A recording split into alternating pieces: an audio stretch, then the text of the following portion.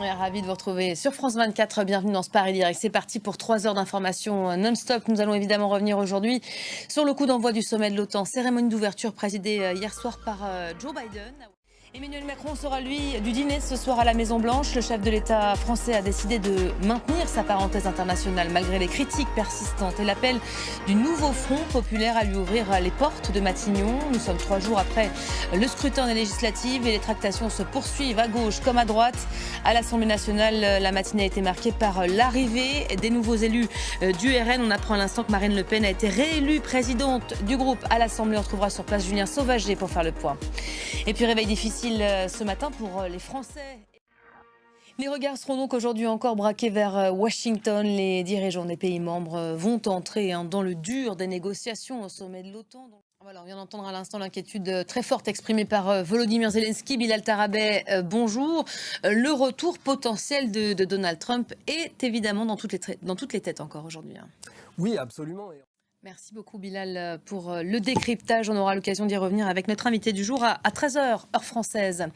Les chefs d'État et de gouvernement sont donc arrivés hier dans la capitale fédérale américaine, à l'exception du président français. Emmanuel Macron, attendu ce soir à la Maison-Blanche. La France insoumise, en la personne d'Adrien Quatennens, a émis hier l'idée d'organiser une marche vers Matignon pour arriver en tête aux élections législatives. Le nouveau Front populaire continue de se chercher un candidat au poste de Premier ministre. Des noms commencent d'ailleurs à circuler. LFI a proposé le nom de Clémence Guettet lors d'une réunion nocturne du NFP qui n'a abouti à aucun consensus. Le premier secrétaire du PS, Olivier Faure, se dit lui aussi désormais prêt à assumer la fonction. Les tractations qui également se poursuivent au sein de la majorité. Le camp présidentiel est toujours divisé sur les moyens d'élargir ses rangs. Deuxième force à l'Assemblée.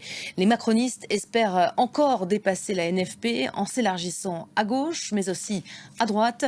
Gérald Darmanin s'est dit prêt ces dernières heures à d'importantes concessions, y compris à nommer un Premier ministre au sein des Républicains.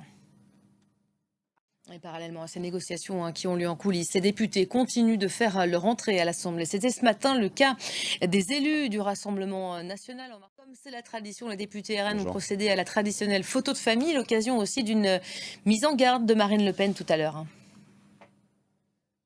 Merci beaucoup Julien Sauvager en direct de l'Assemblée. Marine Le Pen qui a donc été réélue présidente du groupe RN à l'Assemblée selon les sources parlementaires. Il est beaucoup question en ce moment de politique ici en France. Il était question aussi ces dernières heures de l'Euro de football. Les Français encore déçus au réveil après l'élimination des Bleus hier soir face à l'Espagne.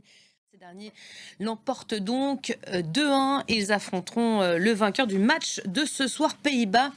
Angleterre, voilà pour l'essentiel en cette mi-journée.